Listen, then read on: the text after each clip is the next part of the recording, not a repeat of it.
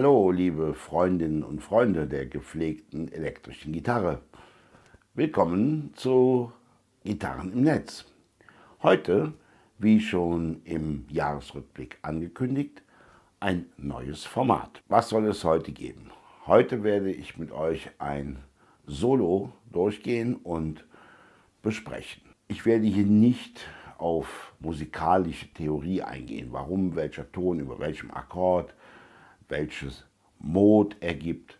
Nein, ich werde mich ganz hemdsärmelig, wie ich bin, dem Solo nähern. Heißt, wir schauen uns an, wie ist es dramaturgisch aufgebaut, wie ist es in den Song eingebettet, und wir werden versuchen, uns dem Sound, dem Originalsound, so gut wie möglich zu nähern.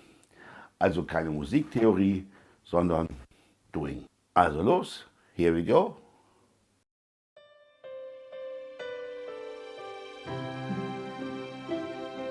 Das Solo, um das es heute gehen soll, ist von Pink Floyd, also gespielt von David Gilmour, und zwar aus dem Album The Final Cut. The Final Cut war ja eigentlich gar kein richtiges Pink Floyd Album mehr. Alleine Roger Waters hat alle Stücke geschrieben. David Gilmour und Nick Mason waren ja nur noch Studiomusiker in dem Sinne. Und Richard White war während der The Wall Tour entlassen worden. Als dieses Album 1983 rauskam, hat es mir überhaupt nicht gefallen, weil ich gesagt habe, The Final Cut, der Name ist Nomen est Omen. Meine Kumpels haben gesagt, nee, komm, da kommt noch viel. Es war Nomen est Omen. Die Platte geht oder ist Roger Waters Vater gewidmet, Eric Fletcher Waters, der 1944 im Zweiten Weltkrieg mit schon 31 Jahren ums Leben kam. Klar, eine tragische Sache. Diese Thematik spielt ja auch in The Wall schon eine große Rolle. A Requiem for the Post-War Dream by Roger Waters, performed by Pink Floyd. Das sagt einiges. Ja. Das Album an sich ist etwas monoton, sehr ruhig und unterscheidet sich doch sehr von den davor kommenden Alben wie Animals, Wish You Were Here, Metal. Da fehlt irgendwie schon der sphärische Sound. Ja, es sind ganz viele Geräusche drauf, Explosionen, Effekte wie ein Feldtelefon. Ist schon sehr garniert und sehr kriegslastig, aber ansonsten sehr ruhig. Und trotz alledem, finde ich, hat David Gilmour hier ein paar sehr starke Momente. Und ich finde, die Solos werten die Platte extrem auf. Man hätte gerne bestimmt noch ein bisschen mehr von David Gilmour auf der Platte gehört, aber wie gesagt, er war ja nur noch ein Studiomusiker.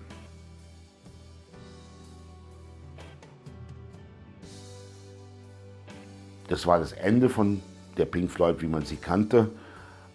Kein starker Abschluss. Ich finde allerdings die Arbeit von David Gilmour auf dieser Platte, die Soloarbeit, sehr, sehr gut. Und deswegen habe ich mir auch von dieser Platte ein Solo ausgesucht, und zwar das Solo von The Fletcher Memorial Home. Fletcher Memorial Home ist ein sehr sarkastisches Stück, wo sich alle Despoten der vergangenen Jahrhunderte in einer Art Altenheim versammeln, alle ihr eigenes TV haben, sich darauf betrachten können, ihrem Unfug nachgehen. Can polish their medals and sharpen their smiles, and playing games for a while. Boom, boom, bang, bang, lie down, you're dead. Dieses Solo hier finde ich besonders schön. Ich finde gerade, wahrscheinlich weil David Gilmour auf diesem Album so wenig Einfluss hatte, ist er reingekommen ins Studio und hat seine Sachen über das Vorhandene drüber gehauen. Und ich habe immer so den Eindruck, wenn ich mir die Solos anhöre, so ein bisschen ärgerlich hingerotzt. Ja, und das gefällt mir eigentlich sehr gut, dieser etwas angry Sound, der da rauskommt.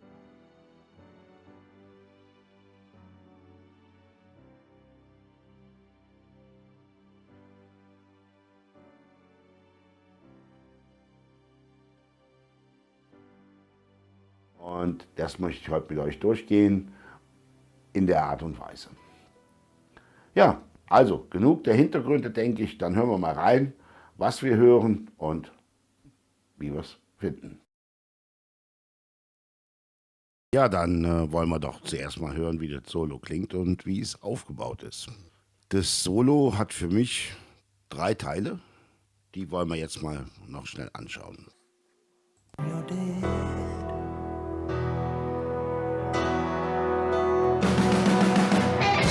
Teil 1.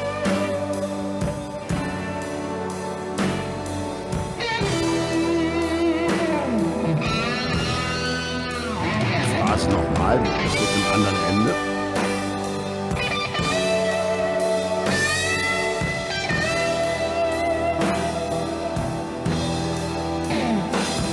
Jetzt der rotzige Teil oben.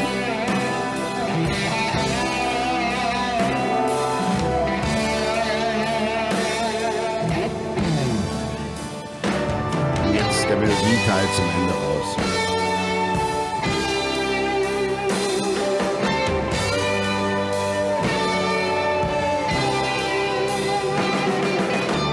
Nochmal gedoppelt.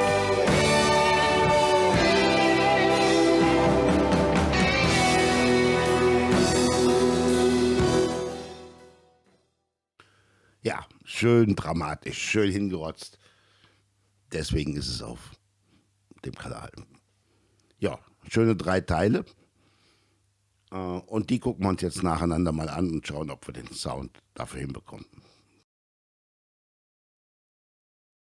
Ja, dann fangen wir mal an. Also, von der Gitarre geht es heute wieder ins Stressbrett. Dort ist der Spark als Little Booster vorgeschaltet vor den Taurus. Und der Taurus geht dann wie immer in den Cap-Amp Plus und dort in die Simulation, die ihr hier eingeblendet seht. Und zusätzlich nehme ich noch ein bisschen Mikrofonsignal aus der 2x12 Box ab und bringe das auch rein. Und im Effektloop ist ein Echo und ein Hall, der Hof und das altbekannte Ibanez. Und im Mix gebe ich dann noch ein bisschen Chorus zu, um ja, diesen Leslie-Sound ein bisschen zu imitieren, den Gilmour ja immer hat.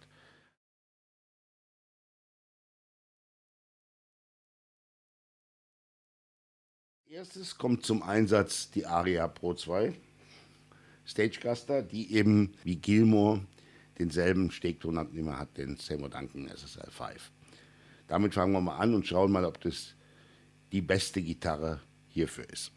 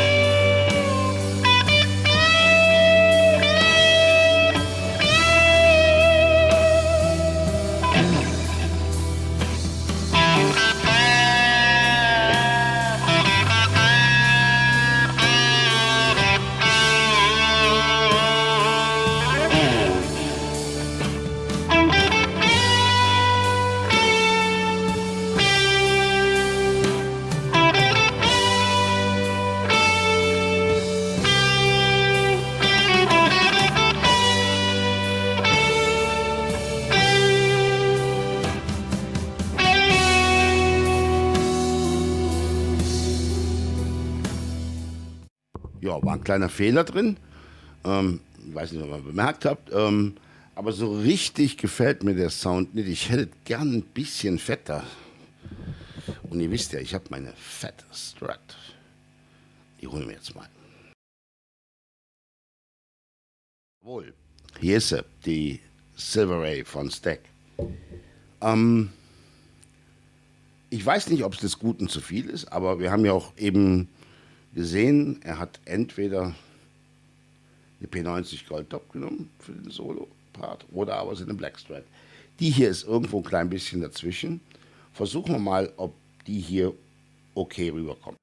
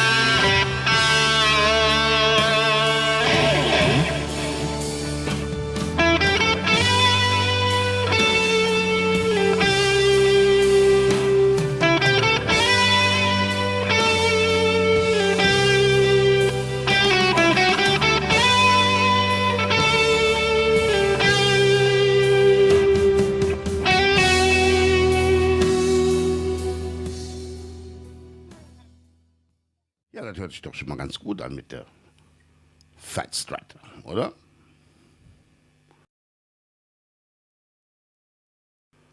Ja, jetzt gehen wir nochmal durch die einzelnen Teile durch. Es fängt an mit einem G und dann ziehe ich den 13. Bund hoch und den muss ich dann tatsächlich treffen.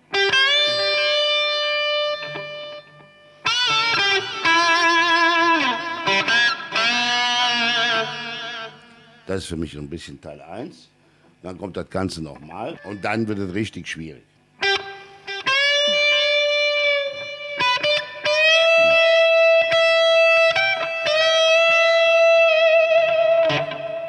Da muss man schon richtig gucken, dass man reinkommt.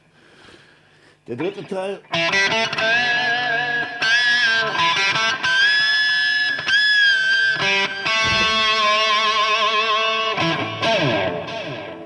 Der fällt mir am einfachsten.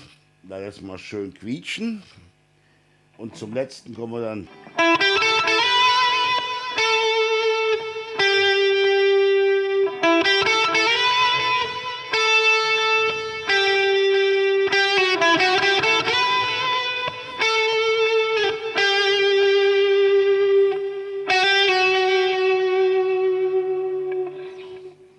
Und der wird dann ja nochmal gedoppelt und so hört es dann noch im Solo.